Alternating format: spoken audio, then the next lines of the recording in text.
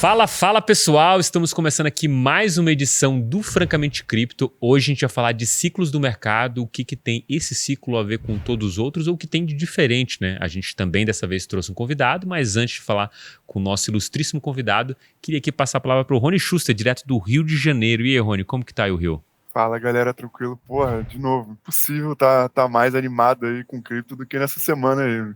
Tivemos de tudo que você possa imaginar, desde hack de milhões, até SEC mudando de ideia, até Biden com veto lá, mano, tá uma loucura aí, mas vamos ver, vamos analisar esses ciclos aí e ver como é que vai evoluir.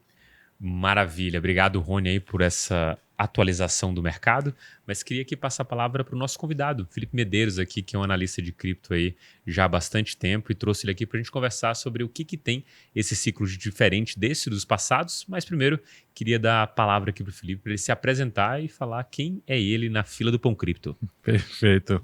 Pessoal, um prazer estar aqui com você, André, Rony. Espero que o papo seja muito bom aqui, a gente possa aprender e também levar conteúdo para os ouvintes e telespectadores.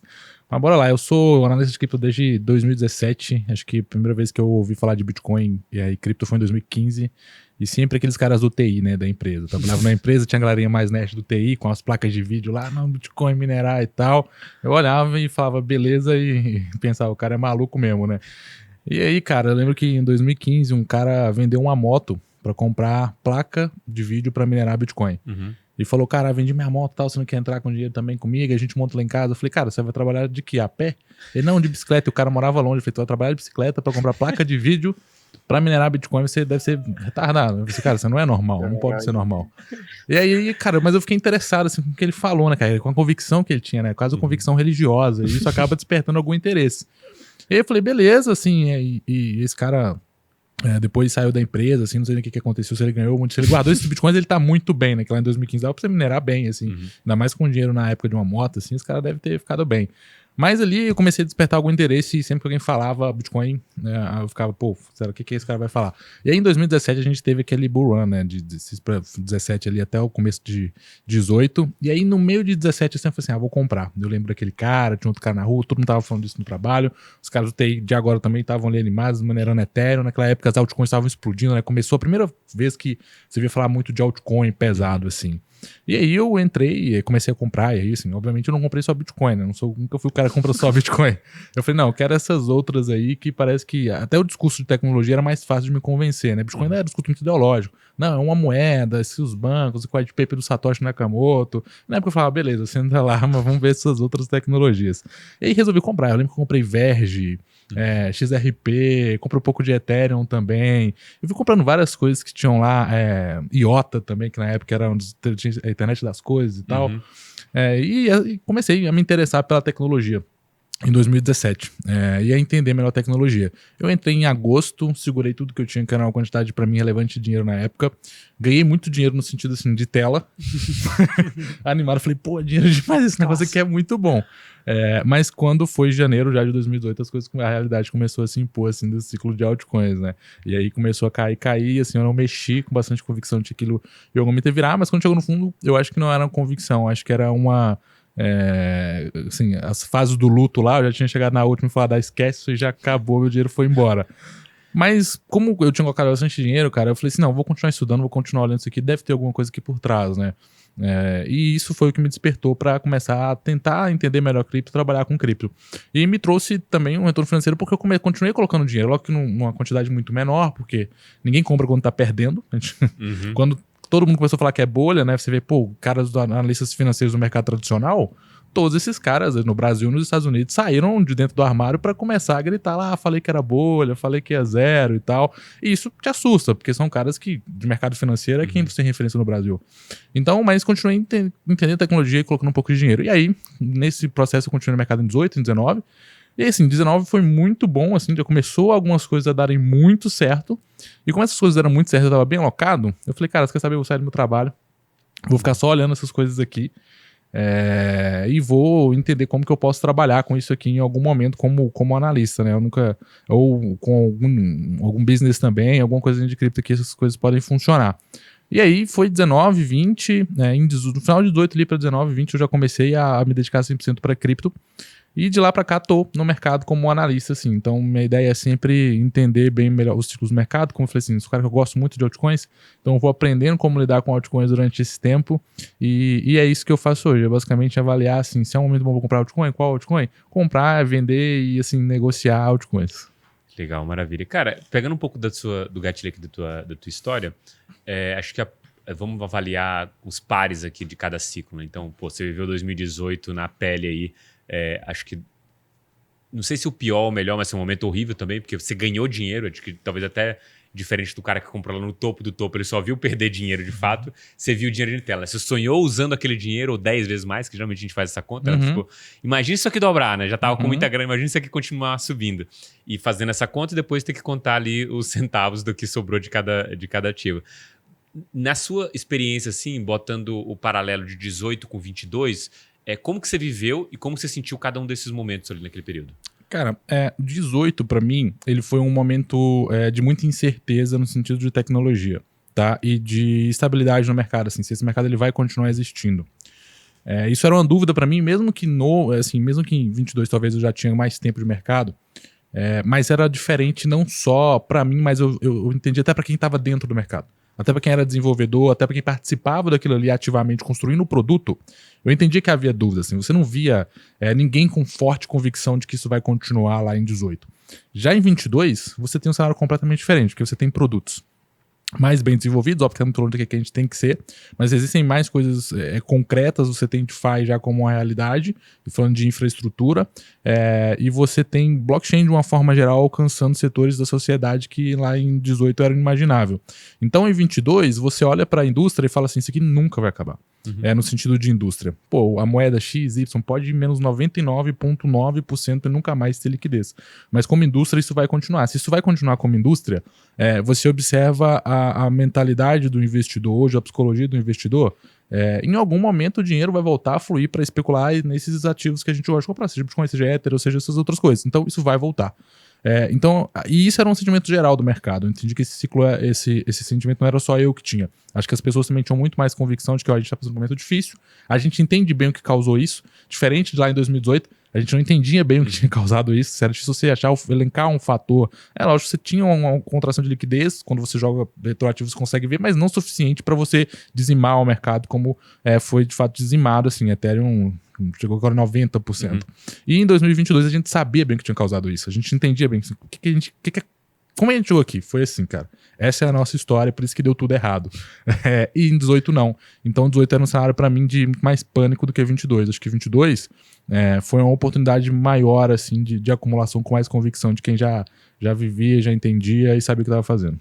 Esse de 18 acho que se resumiu bem, assim, o desespero era muito maior porque... E eu nem tinha olhado para esse lado, mas você tem razão, assim, a gente não sabia explicar como a gente chegou naquele patamar, porque era uma coisa meio bizarra, né? Você pensava, pô, também, eu adoro essa frase, que assim, meu altcoin caiu 50%, né? Então só tem mais 50% para cair, né? Tipo, eu adorava essa frase, o pessoal falava isso aí, tipo, como se fosse verdade, né? E o negócio era, tipo, caiu 90%. Não, pô, aqui é um chão. Não, meu amigo. Se cair mais 90%, vai ter caído 99%, e é totalmente possível, como aconteceu com várias altcoins. E assim...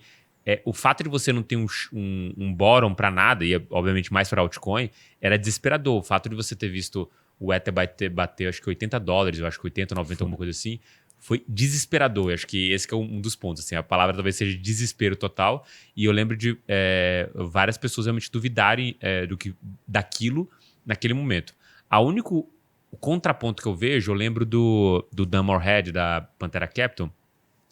Ele fala exatamente essa frase que você falou, mas para os períodos anteriores. Ele falou assim, cara, se a gente estivesse no caso aqui, 2014, 2013, ele falou assim, se a gente estivesse naquele período, ali tinha dúvida. Ele falou assim, em 2018 não tinha... Ele falou assim, eu não tinha dúvida que esse negócio ia durar. Passou um problema, quando que ia voltar e tudo mais. E aí, eu lembro que quando eu vi esse podcast dele falando, acho que com a Laura Shin, se não me engano, eu falei assim, putz, então acho que falta só experiência pra gente. Talvez o ponto seja esse. Como a gente viu em 2018, seja mais claro. Para o cara que estava nesse ciclo passado, pode ter sido esse ponto de desespero. E lá, quando a gente estiver daqui 2026, que tiver um bear market, para a gente vai ser tão tranquilo quanto o Dan Morehead está vivendo agora esse momento, 2022, para ele foi tipo, beleza, business as usual, vou sobreviver aqui e passar sobre isso. E essa é uma lição talvez que seja mais clara na minha cabeça, que é sobreviver. Tipo, se você atravessa o ciclo, tanto do ponto de vista como investidor sobrevivendo, quanto do ponto de vista como analista dentro dessa indústria, os louros que você colhe disso são absurdos no momento de alta. E aí, a pergunta para você é o seguinte: a gente tem, como investidor ou como agente desse mercado, passado por esses ciclos e sobrevivido. De alguma instância, isso aconteceu. Só que eu sinto que o mercado, várias pessoas vivem pulando esses ciclos, no sentido de apareci de novo aqui agora em 24, vou ficar até 25, depois que o mercado sair eu vou sair de novo e beleza. E esses caras vão voltando de 4 em 4 anos junto com o halving, basicamente. Nesse contexto que a gente tem, eu vejo uma ampla vantagem, óbvio, para quem se manter firme nesse negócio. Perfeito. Na sua leitura como analista, assim, como que você consegue visualizar essa vantagem frente a esses caras que vêm e voltam a todo momento nesse quadro? Qual que é a tua vantagem hoje frente a um cara que saiu lá em 22 e agora tá voltando ao mercado? O que você acha que é a leitura que você tem aqui? Cara, perfeito. Assim, cara, é muito difícil você ir voltar e conseguir ganhar dinheiro em cripto, assim. Cara, muito difícil. Eu vou te dizer por quê. A minha cabeça em 17 era uma. Uhum. Cara, minha cabeça em 17 era assim, cara, me fala assim, o que que se faz da tecnologia por alto, o que eu conseguia conectar com o mundo real? Eu falava, beleza, isso aqui me conecta, é uma realidade plausível pra mim, eu vou investir. Em 22, ou 18, 19, na verdade 20, 21, que a gente viu o áudio do Boa ali, era uma realidade diferente, assim, era qual produto poderia ser dominante no mercado cripto e a gente pode investir nisso e entender. Agora a gente tem uma realidade completamente diferente, assim, quais ativos podem chamar a atenção o suficiente, o que pode atrair liquidez suficiente nesse mercado aqui e qual que é a dinâmica disso agora. Então, essas leituras, elas foram mudando ciclo a ciclo. E quando o cara vai pulando esse ciclo, ele sempre vai voltar com a leitura do ciclo passado. Ou ele vai demorar pelo menos uns 6 meses para entender o que está acontecendo agora e por que o que ele compra agora não dá dinheiro. Uhum. Entendeu? Diferente do cara que viveu tudo isso e ele sentiu essa transformação acontecendo. Eu vou dar 2 exemplos práticos, assim, para mim, de bons produtos bem consolidados no mercado e importantes até que hoje são praticamente, assim, para ganhar dinheiro muito, muito ruins, assim, no swap e AVE, tá? Cara, você entra no swap ali, é a melhor troca que existe em cripto. É a melhor DEX, né? Falando assim de liquidez, falando de desenvolvedor, de segurança. Se você vai para AVE, também é o melhor protocolo de lending. Mas hoje, para dinheiro, não é nada. Então, assim, se eu tivesse pulado 4 anos de mercado, eu ia voltar o quê? Comprando Wave e Uniswap. Batendo o pé que ele existe. Polygon, outro exemplo. Eu ia voltar afinal Polygon, Libra, Coca-Cola, Starbucks e etc, que os caras estão com bastante business no mundo real. Só que eu passei 2 anos entendendo que isso aí já tinha se esgotado. Né, entendido que a atenção que o mercado dava para isso já tinha se esgotado, as cartas que esses caras tinham para sair jogando na mesa e ganhar dinheiro, elas já tinham se esgotado. Então a vantagem que a gente tem, talvez nem é só a vantagem de estar colocando dinheiro enquanto as coisas estavam caindo, né? Que também a gente tem essa vantagem assim de, eu comprei Bitcoin em 20, eu comprei em 25, aí o cara comprou agora em 50, né? Então tem essa vantagem, mas essa não é para mim a principal vantagem. A principal vantagem é que eu sei bem onde eu vou pisar, eu sei por que eu tô pisando naquele ali e por quê. Porque eu, como diz o pessoal, comi o pão que o diabo amassou com esses caras e saí ou entrei em alguma coisa a tempo. Rony, você queria comentar alguma coisa? Não, eu queria comentar só um pouco do que vocês tinham falado antes, né? Daquela parada de que, mano, o que importa nesse mercado não é nem fazer, tipo, cherry picking do ativo mais incrível. Beleza, se tu acertar, óbvio que vai ser ótimo o teu portfólio e tudo mais, mas é isso. Queria estressar isso, né? Que é tu sobreviver, cara. É o mais importante mesmo. É literalmente tu sobreviver. E, cara, parece fácil falar isso. Quem é do mercado tradicional fala, não, pô. Enfim, tirando uma ou outra ação que você está mais concentrado, que possa cair muito no teu portfólio, não vai ter um risco de 100%, né? Ou coisa assim. Mas em cripto a gente tem vários outros riscos associados a isso. Tipo, talvez o mais fácil de entender seja o próprio risco de custódia da FTX, por exemplo, né?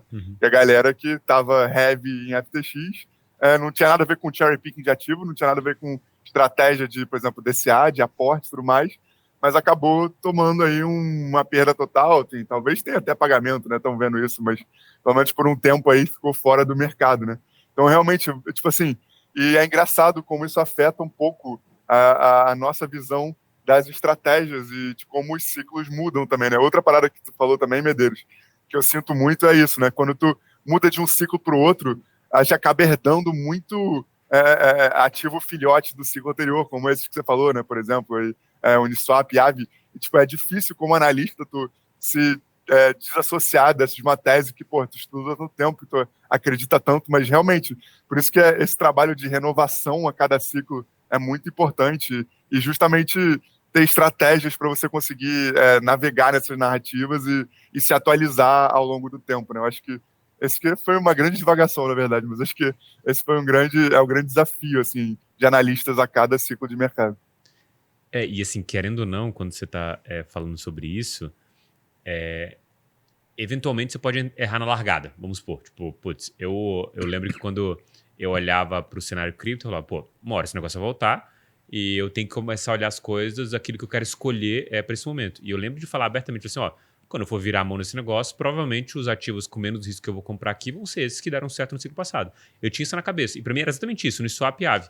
Só que aí quando começa a coisa a esquentar, você vai fazer o que a primeira pista que você vai buscar dos ativos que deve colocar na carteira ou virar a mão é aquilo que andou. Tipo assim, bate pronto. Você pode procurar uma coisa, comprar uma coisa que não andou? Pode. Mas assim, para mim a leitura inicial é essa. Beleza, o que o mercado está olhando? Assim, aí você olha o que aconteceu, por exemplo, no ano de 23, que o Bitcoin subiu, sei lá, 130%, 120%, e você vê que, se eu não me engano, eram uns 50 ativos subiram mais que o Bitcoin. Aí você fala, pô, eu vou comprar um desses ativos aqui, olhar para eles de maneira mais séria para entender se tem alguma coisa, alguma leitura narrativa, ou vou comprar o ativo do ciclo passado que não andou. Assim, é muito... Para você que já viveu os ciclos anteriores, essa... o que o pessoal geralmente fala do mercado tradicional, que beleza, ficou muito para trás e vai andar, talvez não valha aqui. Tipo, beleza, pode valer uma situação ou outra. Então, assim, pelo menos para mim não é um ponto de partida. Tipo, por que eu vou apostar num cavalo que tá perdendo ao invés de um cavalo que tá ganhando, né? E isso, eu acho que vem um pouco dessa experiência própria do mercado. E uma das coisas dessas experiências aqui é, tipo, eu lembro, começo de 2017, meme coin. Pô, esquece isso aí, isso é besteira e tudo mais.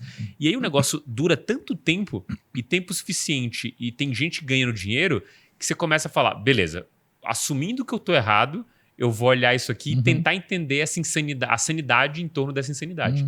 E nesse tópico de meme coinciso, eu queria trazer uma pergunta aqui pro Felipe, assim, qual que é a sua visão? Qual que é a sua tese? Por que esse negócio dura tanto tempo? É uma distração para quem quer fazer dinheiro? É um negócio muito arriscado? Como que você visualiza isso dentro do portfólio? Nem precisa ter estruturado assim, do tipo, aposto ou não aposto, gosto de olhar, não gosto de olhar. Como que você vê as meme coins em torno desse mercado? Cara, a gente tem que entender, assim, que existem vários fatores que levam a pessoa a investir em cripto e principalmente em meme coin, tá? Então, acho que o principal ponto que é você entender a psicologia financeira, né? A psicologia do ser humano, por que ele compra aquilo, né? Cripto, o cara que ele chega a comprar altcoins, eu vou te falar, o cara que chega a colocar dinheiro em altcoins, ele tem o target de multiplicar o seu patrimônio várias vezes. Assim, é um cara que está assumindo um risco altíssimo no portfólio dele. É uma escada que você vem de renda fixa para fundo imobiliário, para ações, para Bitcoin, para Ether, e depois você está comprando coisas que são completamente diferentes. E quando o cara chega no meme coin, é o cara que está indo com mais risco ainda. Um cara que entende que isso pode milhões de reais na minha conta aqui. Então, assim, entender por que esse cara compra isso. E entender quem é esse público. Então, assim, você tem, primeiro, uma escada de riscos que as pessoas vão tomando, e isso é muito do ser humano, de entender que, pô, se esse cara ganhou 1 milhão, eu posso ganhar 1 milhão também. E se eu tô aqui com essa aqui que pode subir 10, a outra pode subir 100. E todo mundo vai comprar esses custos que pode subir 100. E assim, por que eu vou ficar com que pode subir 10 vezes se tem uma que pode subir 100 vezes, todo mundo tá falando que pode? Eu vou comprar essa outra, independente do risco. Então, assim, existem vários fatores, né? Ignorar o risco. É um dos motivos das pessoas. Você tem um sentimento também de loteria, que, cara, só o sentimento de segurar uma meme coin e discutir com alguém, e pensar com alguém o que eu vou fazer com o dinheiro daquela meme coin, já é um motivo para as pessoas comprarem meme coin. E que, sinceramente, assim, talvez seja um motivo mais válido do que muitos outros que a gente inventa para comprar aqui. Então, tem um texto muito interessante que fala sobre isso, que por que lá nos Estados Unidos as pessoas gastam tanto dinheiro com loteria? Às vezes não é porque elas acham que vão ganhar, mas é pela sensação de, por um tempo, pensar o que eu vou fazer com esse dinheiro que eu vou ganhar. Então isso é muito cultural, cara. A gente ainda só não percebeu que dinheiro talvez de aposta esportiva, de loteria física, de cassino e de várias outras coisas que as pessoas gastam com a intenção de ganhar muito dinheiro, ou que, dinheiro de pinga, isso começa a migrar para meme coins, né? É o principal foco da indústria, assim, o principal atrativo dentro da indústria por conta dessa narrativa que se criou, assim, de altas valorizações. Então é muito uma questão, assim, de mercado. Pra onde que esse dinheiro que gira ali tá vindo também? Tá vindo para meme coins. E eu entendo também que é um pouco cultural de cripto, assim, eu custei aceitar isso também, cara, isso foi muito difícil pra mim do ponto de vista racional, eu sou um cara muito racional, Então, do ponto de vista racional, foi, cara, uma luta muito grande para aceitar, por exemplo, que o IF e PEP tem muito mais a ver com cripto do que muitas coisas que do Chainlink. Tem muito mais a ver, cara. Tem muito mais a ver com a comunidade, tem muito mais a ver com as pessoas que estão ali. Um PVP muito mais justo do que um PVP de Link, porque em Link você tá jogando contra outro player que tá comprando e vendendo, e cara, pra mim cripto é sempre um PVP, sempre comprando e vendendo, alguém perdendo e ganhando dinheiro. O valor que aquilo é gerado ainda não existe. Então é alguém perdendo e alguém ganhando, né? E ali, em muitos ativos que você tem, você tá jogando contra o projeto também que vende pra se financiar. Né? E durante muitos anos e muito dinheiro. E em memecoin, a maioria das vezes você não tá jogando só contra outro player, então ainda é mais justo. Você não tem um boss pra você lutar contra quando você tem outros projetos. Eu entendo que essa cultura ela acabou sendo aceita também, tá? Acho que por isso que eu tenho até uma tese que a gente vai ter pelo menos 4 memecoins no top 20 até o final desse ciclo. Gostei dessa tese. Top 20. Top 20, tá? Já temos Shiba, 3. Dodge, temos 3. Temos 3. Deixa eu ver se Pepe tá lá? tem 3. Pepe acho que chegou a chegar. Voltou talvez. Voltou um pouco, mas eu acho que chegou ali Shiba, no Dodge, 20. E Cardano, aqueles... Shiba, não, Dodge... isso pra mim já é uma ofensa às mesmas coisas. O pessoal de Wi-Fi vai ficar bravo. Vai ficar bravo Vai. agora. Não sou não. Não bota essa classe de O Cardano. Elon Musk vai jogar um foguete em você lá, defendendo o Dodge. Dodge, Shiba, o que mais, Rony? Você sabia aí? Cara, eu tô tentando ver aqui na lista. Beleza. A tese são 4 no final do ciclo, em algum momento no ciclo. Exato. Beleza. Então, vamos lá, tira stablecoin. Eu acho justo. Acho justo também. Stable Tá, peraí que eu tenho que filtrar aqui, mas... Mas depois você olha aí, tu diz.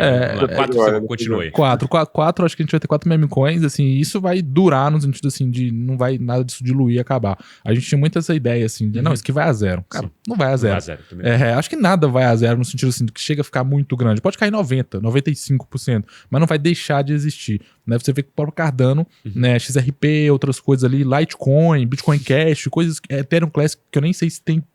Cara, acho que o poder computacional de Ethereum Classic ali, de Bitcoin Cash, por exemplo, essas coisas, é irrelevante, assim, qualquer um poderia destruir aquilo ali, literalmente, mas ninguém tem interesse, não tem vantagem financeira nisso, então não acaba, né, mas essa é um pouco na minha tese pra memecoins, assim, eu acho que a gente sempre falava com um preconceito muito grande pra quem falava disso. Hoje eu acho, inclusive, que algumas memecoins, assim, óbvio que a gente tá falando, por exemplo, ali que existe em Solana hoje, uma indústria de coisas de 5, 2, 1 milhão de market cap e que pô, os caras ficam igual, não sei nem qual nome dá pra isso, igual rodando roleta o tempo todo, assim, queimando dinheiro. Tirando isso, assim, que obviamente todo dia alguma coisa aquilo ali vai a zero, eu acho que essas memecoins de Bonk, até Flock, essas coisas justamente vão pra zero e vão ter vão continuar, né? Não é que vão ter, não precisa que até olhando pro passado, vão continuar tendo uma performance superior a muitas coisas que muita gente que se acha muito inteligente tá comprando, entendeu?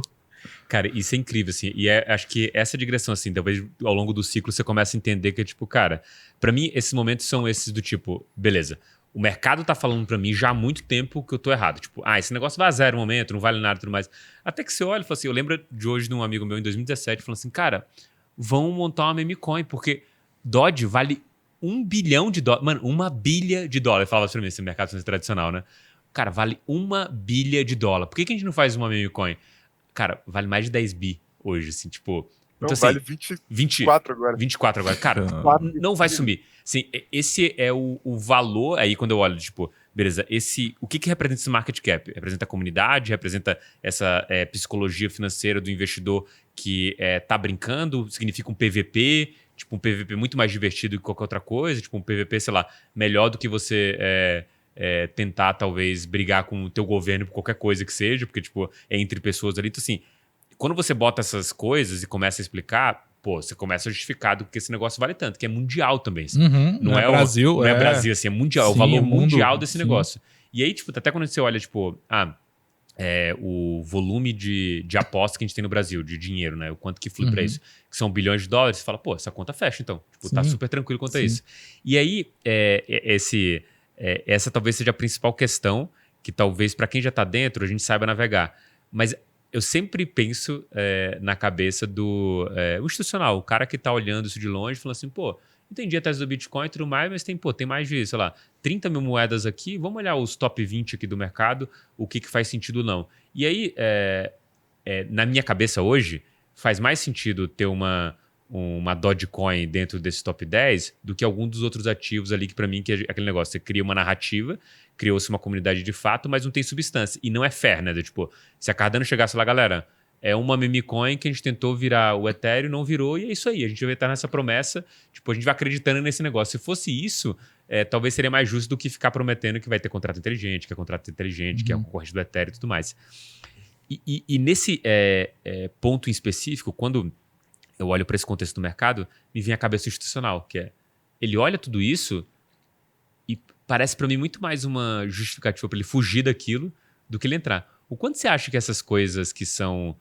O ruído é meio forte a palavra. O quanto que essas coisas que não são ortodoxas, né, como meme coins, atrapalham o mercado? Você acha que atrapalha? Cara, falando do ponto de vista institucional, eu acho que não. Esse cara, ele consegue ter essa leitura e ele tem essa leitura de entender o perfil do investidor, quem está colocando dinheiro lá, muito mais apurada e muito mais à frente que a nossa. Né? Existe até uma mudança geracional. Né? Quem é que está pegando dinheiro agora? Né? Existem vários estudos aí que mostram que a última geração, cara, não existe mais boomer quase no mundo. Né? Que era o cara que ia olhar para o Bitcoin e falar, pá, vai trabalhar, que não é uma enxada aqui, rapaz. Vou uma carteira de trabalho em vocês. Esse cara quase não existe.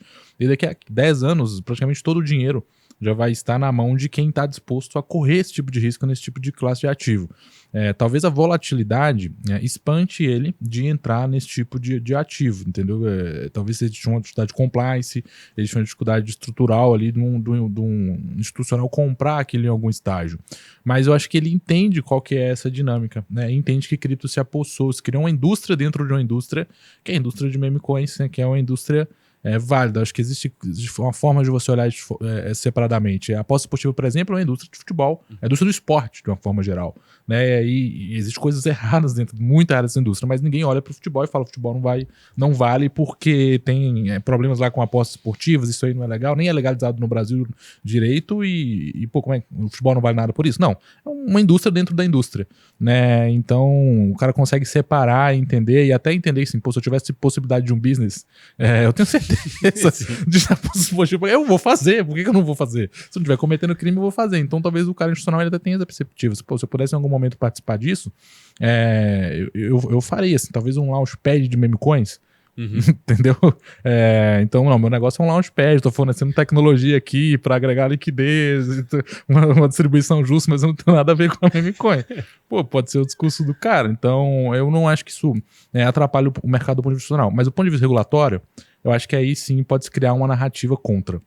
Né? No sentido assim, de que é o que eu falei, existe, por exemplo, de Solana, 200 mil moedas que vão a zero em 2 horas, em um dia. Então, em algum momento, isso vai ser usado como uma arma contra o traidor. Olha, tá vendo tanto dinheiro foi perdido, essas coisas que... Vamos falar que isso é meio que um roubo, né? Ou isso é uma fraude.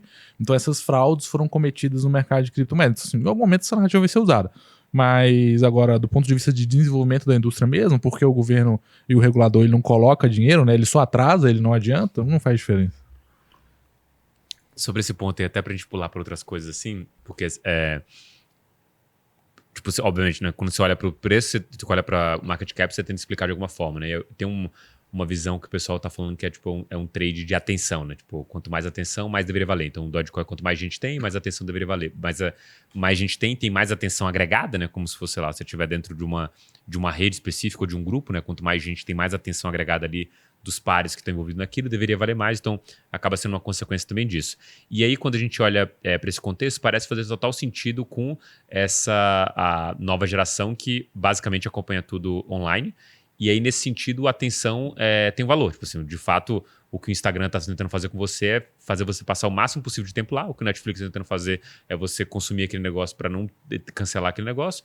O que o TikTok faz, todo mundo faz isso. Todo mundo vai lá e pega a tua atenção para aquilo e aquilo tem valor. Então, no momento que você tem uma meme coin, seria mais ou menos esse. Isso talvez tentando sintetizar talvez as coisas mais modernas que eu tenho visto em torno de meme coin para explicar esse fenômeno de 24 milhões de dólares como Dogecoin e como você está falando no top 4 aí em algum momento no futuro. Mas falando de outras narrativas desse mercado, e aí tentando deixar esse lado mais memético da coisa e mergulhando naquilo que você tem visto de interessante. Assim, o que talvez mais te chama atenção no sentido de onde que está sendo atraída a atenção das pessoas para narrativas específicas que você está vendo agora nesse momento e que talvez tenha vivido no passado. Acho que quanto mais novo, melhor. Assim, acho que tem dois setores que me agradam muito, que o primeiro eu acho que é a evolução do DeFi, que é o setor de RWA.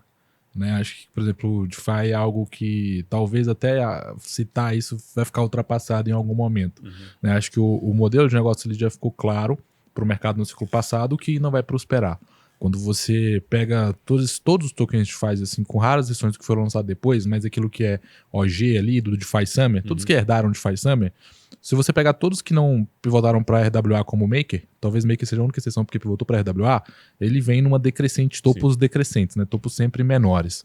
O que para mim, assim, decreta quase que a falência disso aí, a não ser que algo muito, muito inesperado aconteça e eu não consigo enxergar isso lá no futuro.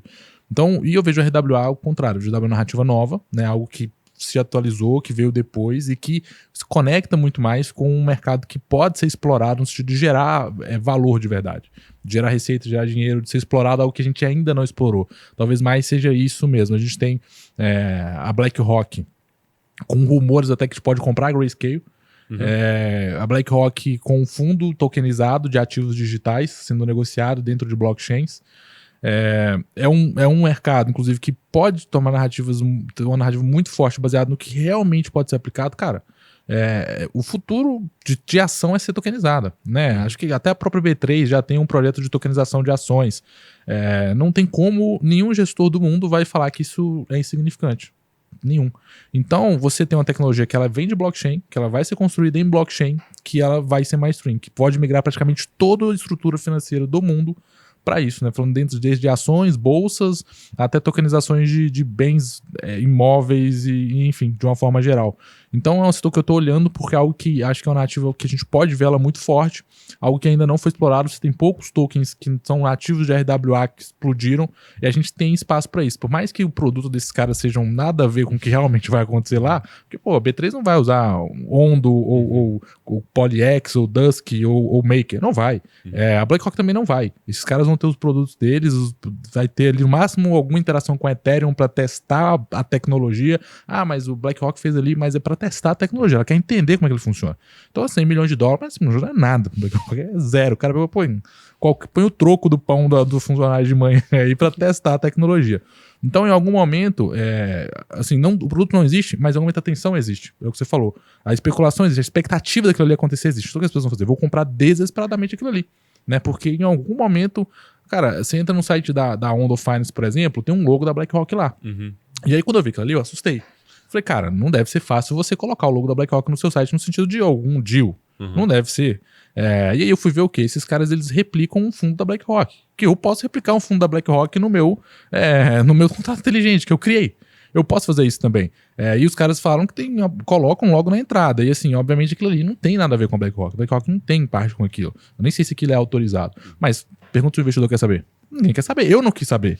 Quando eu vi aquilo, eu falei, opa, o cara vai entrar aqui, ele vai ver isso aqui, ele vai comprar, porque eu vou comprar primeiro, antes que todo mundo feche isso aqui e comece a comprar. Antes que a BlackRock realmente faça alguma coisa de tokenização forte e as pessoas, e esses caras todo mundo começa a falar que Ondo Finance e BlackRock é quase a mesma coisa, porque, cara, eu já li coisas nesse sentido. Quando fui pesquisar, eu li a moeda da BlackRock. Eu falei, como assim a moeda da BlackRock? Não é, já tem ação da BlackRock na bolsa.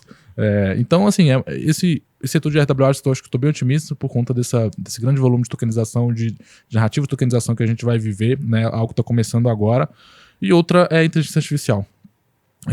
E também é uma tese que no ciclo passado tinha muita resistência, até porque os produtos não existem, assim, pô, cara, talvez tenha 3 empresas no mundo que sejam relevantes de inteligência artificial, ou 2 talvez, né, e a principal delas em bolsa é a NVIDIA. Então você tem a NVIDIA, do outro Sun lá, acho que é a OpenAI, né, OpenAI do ChatGPT, né? Exato, do ChatGPT, sejam 2 empresas relevantes e conhecidas, né? Que tem produtos reais que as pessoas usam. E outras que vão se envolver de alguma forma em algum nível, Apple, Microsoft, que vão desenvolver alguns produtos. Mas você tem... E a NVIDIA também que desenvolve alguns produtos, né? Nativamente não é uma empresa assim. Mas então, quando você leva isso para cripto, os produtos não existem. Se você vai nos principais ativos de cripto de tecnologia, de inteligência artificial, os produtos não existem. FET, AGIX, Render também existe um produto, mas assim, cara, desculpa. meio arrastado ali. Não tem supply suficiente e é o que tem mais supply. Tipo, GPU, tipo, tá ligado? É a caixa. Então, assim, é um negócio que, cara, não tem escala nenhuma. Pô, se alguém resolver usar de verdade, não vai funcionar. Você tem a Reeve também, que tá migrando agora, Nia. Então, assim, Nia, cara, fez 4, 5x na narrativa de inteligência artificial e não tinha nada. Não tem absolutamente nada. É uma blockchain com DA, que é um negócio que existe há 20 anos, que Phantom melhorou isso, mas aqui, ó, a gente é IA, a gente tá no evento da NVIDIA. 5 vezes. Eu acho que vale isso $25 milhões, bilhões, ou a gente pode até olhar. Então, assim, o mercado não quer muito saber se o produto existe. Então, eu também não tô muito preocupado se o produto existe. A minha ideia é essa. E são dois estudos que eu tô olhando, mas, assim, acho que vale reforçar para quem tá ouvindo, é que todas as altcoins que eu citei, talvez daqui a 2 anos elas vão ter caído 95% do preço de agora. Tá? Então, é algo que, de ciclo a ciclo, a gente aprende também, cara, que nunca é diferente. Nunca dessa vez é diferente. Se você tá falando de uma altcoin, aquilo vai cair 95%. E, cara, é óbvio, eu acho que Ethereum e Bitcoin com ETF não vai acontecer de cair 90%. Porque você tem um ETF ali que você tem um dinheiro que não é um dinheiro comum de especulação, ele é um dinheiro de um fundo pessoal, beleza. Mas vale deixar esse disclaimer aí desses ativos e desses setores que eu acho que para esse bull são ótimas alocações, mas sempre tendo cuidado e entendendo que é o de agora. O de 2027, 2028, eu não sei se vai ser isso. Cara, essa visão é bem interessante, porque eu acho ela bem pouco... eu gosto de falar de visão virgem, né? Que é tipo, ler o white paper, achar maravilhoso e falar, meu Deus, isso aqui é o futuro e tudo mais. Falar assim, não, eu já vivi isso aí também. Tipo, não é isso. Fica tranquilo que é só narrativa, tá subindo e você tá acreditando na sua própria mentira. Eu costumo falar que cada um acredita na mentira que conta pra si mesmo, né? Que é mais ou menos isso. Mas o Rony tinha um comentário, né, Rony? Cara, assim, queria falar um pouco de RWA que você falou, tipo, cara, de novo, não vou me estender falando de potencial desse mercado, porque é mais do que óbvio que é um potencial estúpido, né? Desde coisa que a gente precisa mesmo, pô, adoraria negociar a ação de bolsa final de semana, pô, e não dá, porque, pô, o sistema não deixa, né? Então, desde esses casos de uso óbvio até casos de uso que a gente nem imagina que vão surgir, mas tokenizar perfil de Instagram, essa porra toda, imóvel, tudo que você falou, isso tudo é extremamente válido. O que eu quero adicionar é que, tipo assim, até agora há pouco tempo, né, o que estava me travando para eu aceitar e querer talvez até dar mais um deep dive em RWA nesse ciclo seria a questão regulatória, né? A gente só vê de produto hoje em dia os caras tokenizando o Treasury, né? Tipo, que é a coisa mais bobinha que tem, praticamente, tirando um ou outro, que aí tem poucos milhões de dólares, ou seja, basicamente tem só Treasury por enquanto, né? E o que é interessante é isso expandir para um mercado de trilhões de dólares, né? Que aí englobaria todos esses pontos. O que travava isso até então, e ainda trava de certo modo, é a regulação. Só que justamente agora, talvez, com essa reviravolta aí, 180 da SEC, aí a gente esperando aí com essas perspectivas da eleição que mude aí talvez até mesmo a liderança dessa galera e tudo mais, pode ser que isso venha, né, tipo, na minha visão, isso saiu de uma ideia que eu tinha que ia bombar no próximo ciclo para uma coisa que pode bombar nesse ciclo atual agora. De novo, também, não quer dizer que aprovar um ETF, né, de Ether ou coisa assim, quer dizer que os caras vão abrir a porteira para tokenizar a ação e tudo mais, mas não sei, na minha visão, isso trouxe para mais perto, trouxe para mais tempo presente, né, mais perto de agora, essa possibilidade de tokenização explodir nesse ciclo agora, beleza? Aí, enfim, basicamente isso que eu queria adicionar só. E de AI eu concordo com tudo que tu falou também. Mas tem que prestar atenção nessas coisas, porque tem uma reflexividade muito grande aqui. E, de novo, porque a gente já viveu outros ciclos, você consegue lembrar. 2017, o ICT, Long Island, mudou, acrescentando blockchain no nome dele, a ação subiu 30%. Tipo, esse era o trade da época. Tipo, eu preciso me associar a blockchain. Blockchain ou Bitcoin. De alguma forma, era esse trade de 2017. Aconteceu bastante de coisas. Todo mundo que falava era enaltecido. Estamos fazendo uma divisão de blockchain aqui dentro. Estudando uma divisão de blockchain dentro da empresa. Pô, vai subir 5, 6% numa bolsa que, na verdade, deveria ser eficiente e entender que aquilo é só narrativa. Mas, de novo, o mercado está pouco ligando para isso. Também existe isso no mercado tradicional. Não se engane, só que no momento de euforia fica mais evidente no mercado tradicional. Mais evidente que eu digo é pelos percentuais que eles estão acostumados. Ninguém está acostumado a ver um ativo subir 10, 15% já consolidado. E isso eventualmente acontecia quando você estava falando de alguém mexendo com as tese de blockchain. E aí, quando eu olho para isso, talvez a versão agora dessa reflexividade seria esse. Tipo, cara, vai chegar no momento em que a BlackRock fazendo esses testes de RWA todas essas criptos tentando fazer uma série de PR para engatar em alguma coisa. Vai surgir dentro de uma dessas RWA, a candidato talvez seja uma nova Polygon, que eu falo, né, que é muito boa de PR, e aí quando vai para execução acaba que todos os projetos ali ficam sempre numa POC e nunca chegam numa concretização, porque de fato o PR é mais importante do que a concretização do negócio em si, ou seja, vamos fechar a qualquer custo com o Starbucks, porque eu preciso soltar essa notícia. E aí, quando você fechou a qualquer custo, ele não vai usar na operação dele, vai ser um negócio apartado, que toda vez vai ficar muito caro para ele trazer para dentro. Porque, tipo, puta, essa equipe é separada. Como que eu encaixo isso aqui dentro? Não, o cara dessa equipe não vai deixar, porque tem a ver com a meta dele, o bônus da equipe e tudo mais. Se acrescentar isso dentro, vai gerar uma complicação a mais, que ele não sabe medir o resultado positivo que vai ser aquilo. E aí, nesse ponto dessa visão mais crua do mercado cripto, né? Me vem na cabeça uma pergunta que é assim, quando que a gente vai deixar de ser isso? Assim, vamos tentar ver. O Bitcoin, ele nasceu como narrativa lá atrás e ele tá deixando de ser isso para ser algo mais concreto, como uma proteção contra a inflação, ou proteção contra impressão de dinheiro? Tipo, deixamos de ter uma narrativa para de fato estar colando isso com alguma realidade agora? O Ether, como esse computador descentralizado, isso está acontecendo agora? Ou a gente ainda ouve um espectro de narrativa nesses dois ativos? E aí, para mim, eu só vou lembrar o ciclo passado que, assim, Bitcoin vai ser um hedge contra a inflação nesse mundo que vai ter inflação gigantesca. A realidade deu tapa na cara de todo mundo ali e não foi assim. A pergunta para mim analisando o mercado nu e cru, eu acho que AI, RWA, tudo que a gente está vendo é isso. Atenção, narrativa e o negócio que vai andando. Mas olhando para os ativos com mais tempo de mercado, Bitcoin e Ether, eles já venceram isso ou a gente está vivendo de narrativa? Cara, eu tenho opinião sobre Bitcoin e sobre Ethers diferentes. E eu fui me adaptando também e, cara, reconhecendo que lá atrás eu não falava isso e agora eu mudei completamente minha perspectiva sobre isso e tem uma razão pra isso. Bitcoin, pra mim, eu vejo como um ativo consolidado e uma narrativa muito clara que ela, este ano, na verdade no final do ano passado, ela assim, foi carimbada pelo Larry Fink, que isso aqui vai ser uma reserva de valor. Ah, por quê? Porque o Satoshi não, porque o Larry Fink quer. Não é porque o Satoshi fez, não é porque o Max quer, não é porque é limitado o supply, não é por nada disso. É porque o Larry Fink quer que seja por questões de dinheiro, ou questões de poder, ou questões de manipulação de cheguei primeiro, eu disse que esse é o novo ouro, então esse é o novo ouro. Tem um cara no mundo que pode fazer isso? Tem, quem é? Sou eu. Que eu posso levantar uma campanha legal e pública pró isso. Só eu posso fazer. Talvez tenha um cara com muito mais poder que eu, muito mais dinheiro que eu, mas ele não pode vir publicamente fazer essa campanha. Ou talvez ele seja fantoche desse cara. Aí eu já tô especulando, mas assim. É o fato. A BlackRock está dizendo que o Bitcoin é uma reserva de valor. É um ativo de qualidade, como eles chamam lá nos Estados Unidos, que é uma proteção. E vai ser isso. Não é ainda, mas vai ser. E é o que ele vende, isso vai ser. Quando o A1 desse cara tiver gigantesco, quando todos os fundos também tiverem gigantesco, quando todo fundo de pensão, todos os gestores, investidores profissionais dos Estados Unidos estiverem com isso, vai ser. Porque o Larry Fink quer que seja, e aí todas as outras gestoras vêm na esteira, porque eu também não posso ficar fora. Pô, esse cara vai fazer quantos bilhões de dólares de taxa de administração com esse fundo dele, com esse chefe dele, eu não vou fazer? Eu vou fazer também. Então eu vou brigar, mesmo que seja fatia menor, eu quero ter. Então todo mundo vai. Então o Bitcoin vai ser uma reserva de valor porque ele está dizendo que é. Aí, lá na frente, o que isso vai ser? Aí é uma ideológica, especulação, é política, e não interessa pra gente agora também, é perda de tempo, do ponto de vista de ganhar dinheiro, que é o que eu quero. Se for algo bom para o mundo lá na frente, beleza, que seja, fico feliz. Se não for, fico feliz de ter ganhado dinheiro agora, entendendo que isso é agora.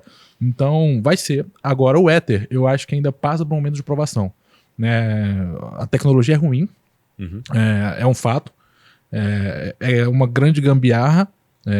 Assim, não dá para você dizer que o efeito de rede ele é suficiente para segurar isso hoje, eu não acho mais que seja.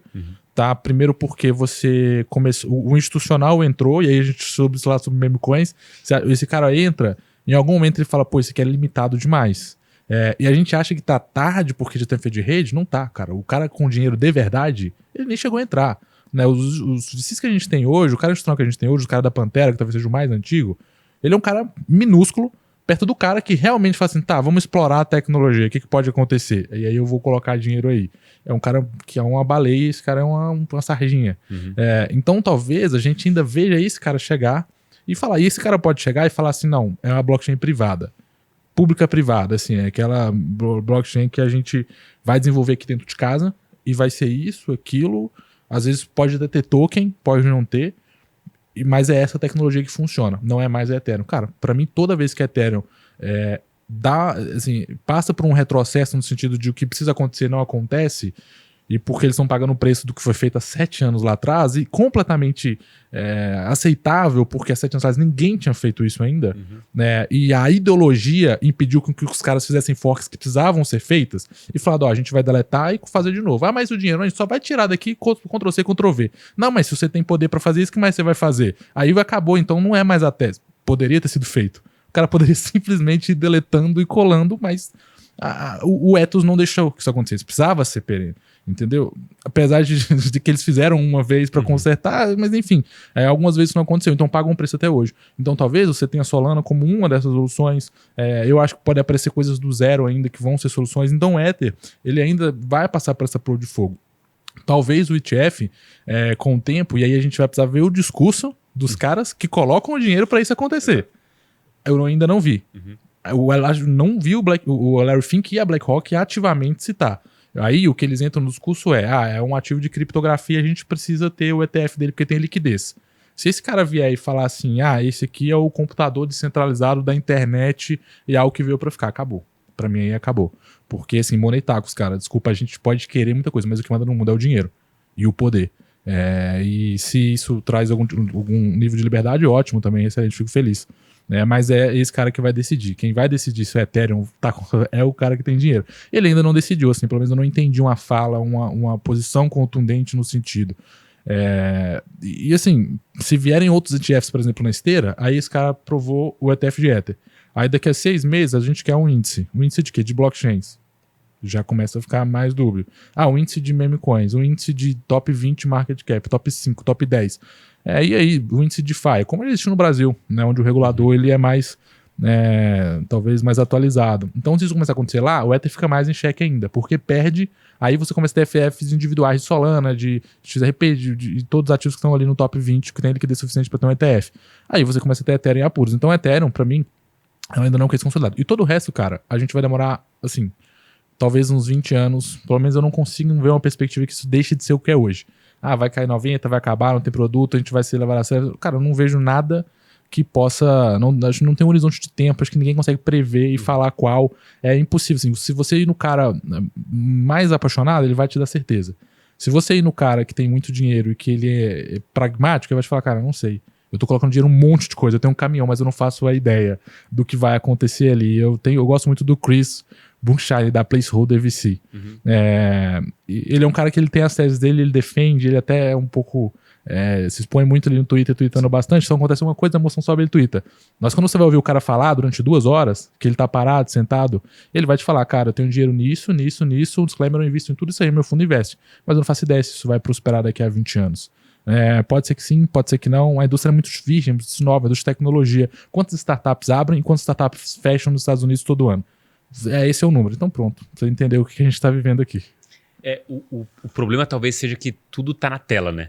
E isso seja o mais desesperador, porque assim, quantas startups surgem e morrem nos Estados Unidos? Pô, assim, eu não sei desse número, mas com certeza isso é muito próximo do que acontece com cripto, porque é natural, tipo, um projeto novo e tal. O problema é que, tipo, quando você tem o dinheiro em tela, e querendo ou não, a gente acaba oferecendo isso de maneira geral pro varejo, óbvio, né? Cada um corre o risco que quiser. Assim, cara, se você tá aqui nesse mercado e você decidiu comprar a moeda do Zezinho lá, porque viu num Twitter e coisou, e ninguém tá falando você... Cara, o risco é seu naturalmente, de qualquer jeito. Mas nesse ponto específico que você não tem massa crítica, você correu um risco maior ainda por sua conta. Então, assim, no limite, tipo, beleza, eu tô te dando a oportunidade aqui de investir e acertar eventualmente alguma coisa, mas no geral, 99% das vezes você vai perder dinheiro aqui, e esse que é o jogo de fato.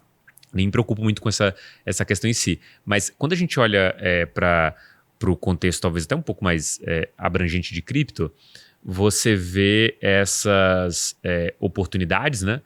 Talvez mais latentes, e aí eu volto a falar, tipo, pô, você falou de de RWA, parece essa oportunidade, só que a gente tem uma visão não tão ingênua de pensar que daqui a 20 anos esse negócio dura. Cara, não faço a mínima ideia. E eu gosto sempre desse exercício do tipo, beleza, não podemos voltar 20 anos para trás, que não tem 20 anos de mercado, mas se a gente voltar 10 anos para trás, a gente está falando aqui de 2014. Tipo, cara, 2014 o Ether estava surgindo. Tipo, todos os concorrentes eram de criptomoedas, era de Bitcoin. Tipo, você tinha uma série de outros caras fazendo aquilo. O próprio Vitalik, quando ele cria o Ethereum, é numa ideia de que o Bitcoin não suporta as visões dele. E aí todo mundo meio que quer fazer alguma coisa nova, vai nessa onda do Vitalik de criar a sua própria moeda. E óbvio também porque tem uma questão aqui de onde que eu posso fazer mais dinheiro. Tipo, comprando Bitcoin ou criando um negócio do zero. O salto do 0 para 1 matematicamente é muito mais alto do que do 1 para o 2. E por aí vai. Não tem como ser um salto matemático mais forte do que o 0 para o 1. E nesse quesito, me vem sempre a questão que a gente passa as narrativas e vez ou outra parece que elas vão fixar. Só que você volta 2 anos atrás assim, e vê agora, assim, meu Deus, como que eu pensei aquilo? Fork do Bitcoin em 2017. Bitcoin Cash saiu, foi bem sucedido. Eu posso já pegar uma comunidade do Bitcoin, 60 forks a partir do Bitcoin Cash logo na sequência. Bitcoin Diamond, Bitcoin... O outro que teve depois do Bitcoin Cash, que é o Bitcoin Gold, né? Satoshi Vision. Tipo, tudo isso rolou assim. E o mercado vai testando essas novas narrativas e aquilo não vai colando. O ponto pra gente talvez seja um pouco esse, assim. Hoje, tirando o Bitcoin, dá pra ter, nem que seja uma coisa muito simples, entender para onde o mercado vai, ou a gente está totalmente à deriva e vai ter que viver ciclo a ciclo, sobrevivendo, como o Rony falou, e eventualmente botando alguma grana no bolso, e ver como esse negócio vai evoluir. Assim. Então, para você, não tem absolutamente nada claro. Cara, nada claro. Assim. Nada claro. Eu consigo ver Ether, é o que eu te falei, se alguém bater o martelo, senão eu não tenho nada claro. Nem Solana, por exemplo. É por isso que eu falo assim, o mais importante talvez seja você realizar lucro. Você colocar o dinheiro no bolso. Cara, você vai ganhar dinheiro. Todo mundo compra aqui, porque em algum momento vai ver aquilo 2 vezes. A não ser que o cara dê muito azar, ele vai ver 2 vezes. Ele viu 2 vezes, ele tem que colocar alguma coisa no bolso. Ele tem que entender que aquilo não é um infinito. Tá? E dali, ele ter tranquilidade também para continuar no ciclo. Por quê? Você citou nomes aí que foram grandes em algum momento e hoje são completamente irrelevantes, cara. Você pode ter dado a sorte, entre aspas, ou ter sido inteligente o suficiente para comprar Solana, e hoje você não tá no prejuízo, mesmo passando por um mercado de baixo, tendo comprado perto de um topo, mas você pode ter dado o azar de ter comprado Cardano, né? Ou não sido competente o suficiente para fazer o pique e ter comprado Cardano. Então, assim, você... E Solana é 1 para outros 99.999. Então, eu não vejo nada que vá durar. Por quê? O que fica, cara, para mim é a tecnologia. Por exemplo, o DeFi existe. Até que existe. Vai ter pessoas usando a tecnologia, usando, assim, acho que é até ultrapassado, mas utilizando muito da infraestrutura para criar os seus próprios produtos privados, né? E isso ficou. E isso foi interessante. Todo mundo que participou do desenvolvimento disso ganhou muito dinheiro e foi relevante para uma indústria e para o mercado financeiro de uma forma geral. RWA também vai passar e vai ficar tech, vai ficar tokenização, mas todos esses ativos que a gente tem no mercado hoje, para mim eles vão desaparecer em algum determinado momento, né? Por quê? Porque eles não são necessários. O ponto é justamente esse, né? Para que existe o token Ondo? Para absolutamente nada. Para que existe o token Solana? Para validar a rede. Mas é necessário mesmo que eu fique especulando com o token Solana, assim... É realmente importante que isso exista? A qual nível? Qual nível de demanda disso? Porque para validar a rede, beleza, segurança, recompensa em Solana, mas eu preciso disso para pagar a taxa. Não precisa existir taxa. A taxa é quase zero, quase no fee, entendeu? Então a verdade é que não existe uma demanda natural que vá fazer com que isso sempre suba. É sempre um jogo de interesse, assim, de especulação, de necessidade. E no Bitcoin está muito claro para mim. Existe alguém muito poderoso dizendo que isso é uma reserva de valor. As pessoas querem ter uma proteção. Todo mundo quer. Vai passar 5 anos, 10 anos, 20 anos, mercados de alta, mercados de baixa, crise e momentos bons no mundo em que as pessoas vão estar interessadas em comprar algum tipo de hedge. O ouro, com o tempo, se provou no tempo. Então o Bitcoin também vai se provar. Agora, tudo o resto, quando a gente fala de tecnologia, acho que em cripto a gente tá muito longe de ter ativos que vão se consolidar. Agora de tech eu consigo enxergar. Eu consigo ter VeFi, eu consigo enxergar RWA, eu consigo enxergar até game, como blockchain de uma forma geral, usando infraestrutura. Então, assim, blockchain como tecnologia, cara, não vai acabar. Porque a gente já entendeu casos de usos que cabem ali. Agora as moedinhas, infelizmente... porque muitas vezes parece uma questão de penduricalho mesmo. Assim. Você, pela estrutura do mercado, você precisou lançar aquilo com bootstrap e as coisas vão mudando e se consolidando de forma diferente. E aí, para mim, de novo, gosto de passear pelos ciclos, né, e ter memórias aqui. Em final de 2018, a gente teve, acho que a Consensus que eu fui, e, cara, teve uma rodada de pitch de projetos. Cara, todos os projetos que eram aplaudidos, ele entrava no stage falando que não ia ter ICO e não ia ter token, porque o pessoal tava odiando aquele momento do mercado. Aí você volta pro DeFi Summer, você fala, eu quero token. Então, assim, o mercado vive essas coisas quando, na verdade, tem muita coisa que, tipo, o token pode ser um penduricalho. Tipo, o próprio, pra mim, a Layer 2, tipo, do optimismo do árbitro. Cara, o gas é pago com Ether. Tipo, por que eu tenho esse token de fato? Por uma estrutura de mercado que exigiu que você lançasse aquilo, porque tinha o investidor que ele está no equity, mas tem a possibilidade de fazer o exit antes da venda do equity, que ele nem sabe o que vai dar, é muito melhor. Tipo, se o VC ele pudesse investir num projeto e não tivesse que esperar um ciclo de 5, de 10 anos para conseguir fazer o exit um desses caras, ele tem menos risco a correr no meio do caminho. Ele consegue manter as pessoas on track ali e não acreditando no potencial futuro. Porque aí é o ponto, assim, você tem os grandes VCs, tipo uma Sequoia da vida, que construiu toda a história dela dentro do mercado de venture capital nos Estados Unidos, ela é a Sequoia hoje porque ela deu certo naquele processo anterior. Mas, cara, foram décadas para isso, assim, para ela conseguir fazer isso. Será que os VCs hoje conseguem atravessar todo esse caminho para conseguir entregar? Eu acho que não. Não tem espaço para ter outros centenas de VCs. A gente tem Sequoia, tem o Y Combinator, tem a A16Z, tem esses grandes players do mercado, mas não tem espaço para muita gente. Então, esse cara precisa sobreviver a essas migalhas e, por isso, a gente tem os tokens, ou seja, um incentivo perverso do mercado para isso acontecer. E nesse ponto, para mim, eu acho que do lance do token e até do lance que você falou do Ethereum, a minha leitura hoje do mercado, assim, depois de ver o que aconteceu com o Ether, dele não recuperar na mesma velocidade que o Bitcoin, por uma idiosincrasia dele específica, vem a ideia, beleza, então isso não existe vaca sagrada. E aí eu até me volto para a própria questão do Bitcoin. Pô, se o Ether, que eu achava que estava engrenando nessa visão, não é esse cara mais, assim, tem alguma dúvida, né? Precisa de um advogado como Larry Fink para defender ele, eu retomo a frase do Caio Samani da Bitcoin Capital. Ele falou assim, cara, não parece meio estranho ter um projeto de tecnologia como o Bitcoin que resiste a evoluir sendo o principal do mercado, no sentido, ele vai durar o suficiente porque, por definição, parece que vai dar errado. Porque, tipo, é um projeto de tecnologia que não evolui. Aí alguém comentou, pô, mas não é tecnologia em si, ou precisa evoluir, porque ele já entrega o papel dele. Que ele falou assim, pô, é como se fosse e-mail. Pô, tem umas evoluções ali que foram, de fato, ocorrendo, mas o e-mail ainda é um jeito de se comunicar mais rápido com a pessoa do outro lado, assim, e não morreu. Apesar de ter WhatsApp, ter uma série de outras coisas, as pessoas continuam usando e-mail com outro intuito. Tipo, eu preciso mandar, o e-mail é o contato mais direto que eu tenho com o cliente no marketing digital. Até hoje, usando o WhatsApp, Telegram, uma série de lançamentos, você ainda tem o e-mail como uma base, que aquilo é a única coisa que é seu. O WhatsApp, o cara pode desistir da plataforma e tudo mais, o e-mail você consegue atingir esse cara de outras formas. Então, para mim, a questão hoje é assim, não existe uma vaca sagrada nesse mercado que não posso mudar, e aí eu pego o seu coach que, de fato, assim, a tecnologia em si é caixa de Pandora. Abriu. Você sabe o que é um DeFi, você sabe, por exemplo, que é uma stablecoin, tipo assim, cara, o volume de stablecoin no Brasil é 80% do volume de cripto. Tipo, cara, é um killer app aqui de fato. Então o pessoal aprendeu a usar essa representação, né? Você considera até como RWA para botar nesse negócio, que é a representação de algo do mundo real. Mas uma das questões que fica para mim é tipo, beleza, se eu não posso escolher os ativos em si, qual que é a minha ideia de navegar? É estar extremamente atento aos ciclos, tirar lucro no meio do caminho. Qual que é a sua ideia de navegar durante esses ciclos aqui? Pensando que não tem uma receita de bolo, mas você precisa de premissas básicas para conseguir chegar ao outro lado. Cara, a minha ideia é a seguinte, a gente precisa sempre estar o máximo possível atualizado dentro das narrativas atuais. É o ponto. E ter humildade o suficiente para falar, cara, lembra que eu falei isso? Não é isso mais. Esquece o que eu falei e agora vai ser desse jeito aqui. Porque o mercado tá falando que é desse jeito aqui. E aconteceu no ano passado o seguinte, cara, a gente precisa olhar o dinheiro, cara. Porque pra onde o dinheiro tá indo?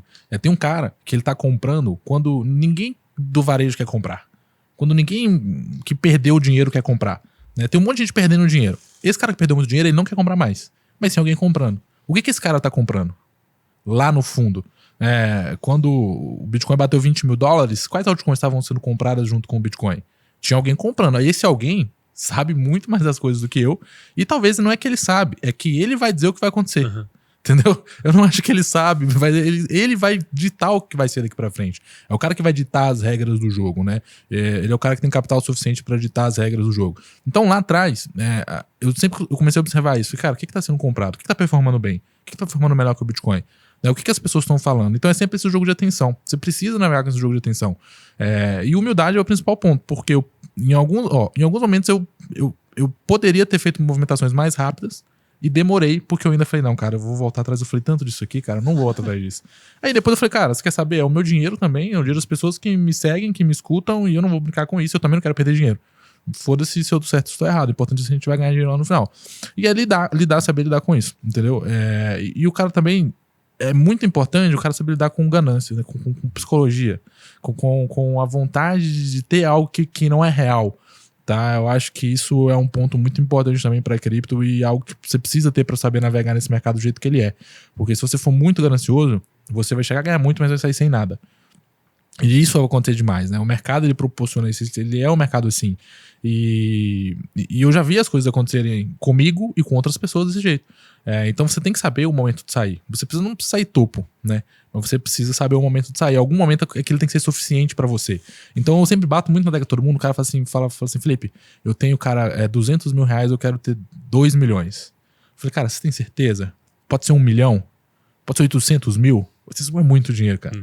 Pode ser 400 mil. E eu vou vendo até onde o cara fala, não, isso aí eu não vou nem comprar. Aí eu vou sempre tentando reduzir as expectativas. O cara fala que é 2, eu falo, mas e 1 milhão? Pode ser, também é bom, né? Dinheiro pra caramba. Eu falei, e 400? Legal. Aí quando o cara chega e fala assim, não, aí não, pô, aí por que eu vou comprar cripto? Eu compro ação lá, eu vou ouvir o Barça. Eu falei, então o limite é esse aqui. E então a gente vai trabalhar o seguinte, quando você chegar aqui, você vai tirar um dinheiro, vai deixar o resto, você vai ficar, porque isso hoje é suficiente pra você. Mas quando você chegar lá, não vai ser. Você vai falar, você tá louco, meu Deus, mais 2 vezes só, porque, pô, a gente já fez 3, só mais 2, e aí que você vai sempre chegar num momento que você vai perder, cara. Vai perder, sim. Pô, 2021 foi uma lição muito dura pra mim também.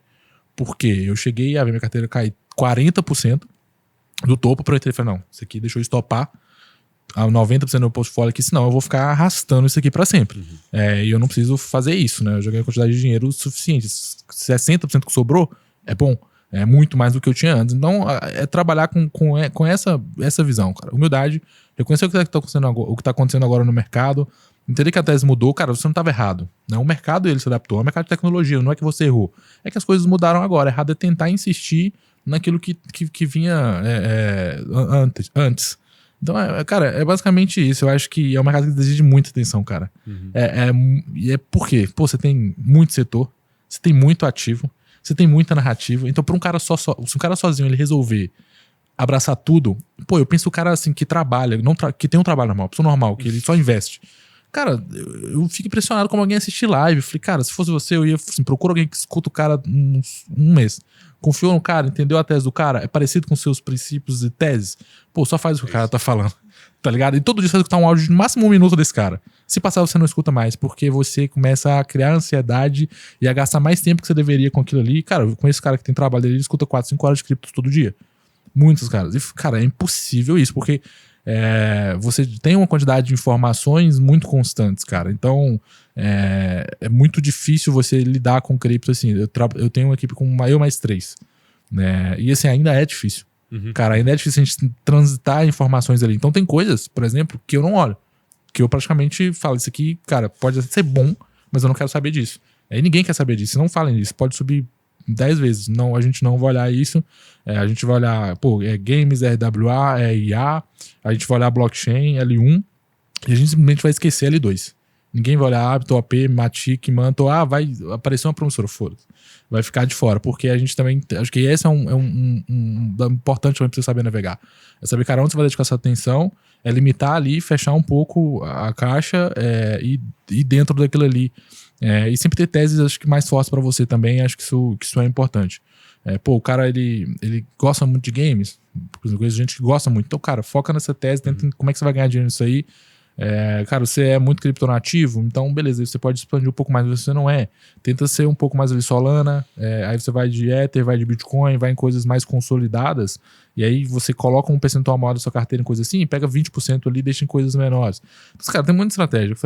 É um mercado muito complexo, assim, e é um mercado que, se você tiver paciência, você vai ganhar muito dinheiro. E se você souber jogar, você vai ganhar muito dinheiro. Mas as pessoas tem gente que não gosta, cara, mas é um jogo. Tem gente que não gosta que fala. Assim, às vezes os caras falam assim, cara, esse cara aí falando que é um jogo. Cara, é um jogo.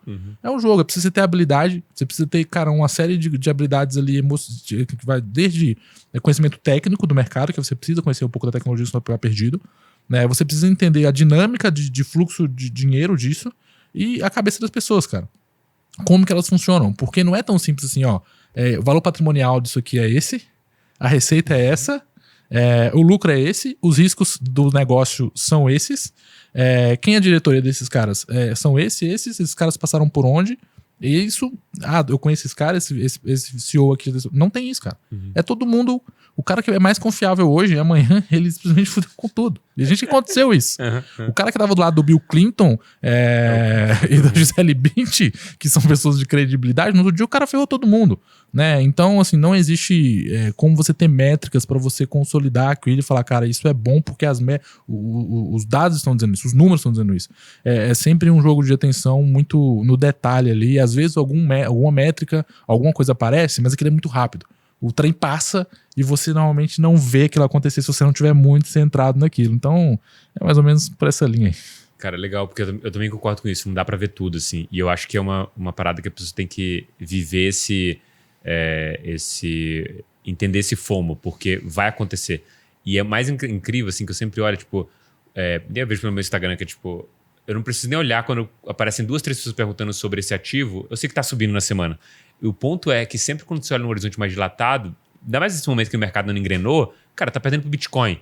Então aí você pensa, putz, cara, olha, aí tipo, eu sempre olho, respondo mentalmente, não tenho coragem de abrir a câmera e responder, porque eu falo, mano, eu vou fazer um impropério aqui, porque eu vou falar, mano, olha pro lado certo, de fato. E assim, quando eu olho esse tipo de pergunta de gente que tipo, tá envolvida, no caso, trabalha e tem algum envolvimento com cripto ali e estuda, eu vejo do porquê que a gente consegue fazer dinheiro ao longo do tempo, assim, porque tem um cara de fora que não tá olhando, e beleza, tipo, o cara tá totalmente à parte disso, tá olhando pro renda fixa, bolsa e perdendo dinheiro dia após dia, ou pelo menos nem ganhando do CDI. E tem quem tá olhando para cripto especificamente, e dentro desse subsetor, tem um cara que tá perdido em uma narrativa ou outra, ou iludido por algum dado ou outro que não é o principal, que é tipo a valorização do dia. Pô, legal, bacana se você tinha um ativo, se você não tinha, cara, não faz muita diferença se o agregado dele é horrível, sabe?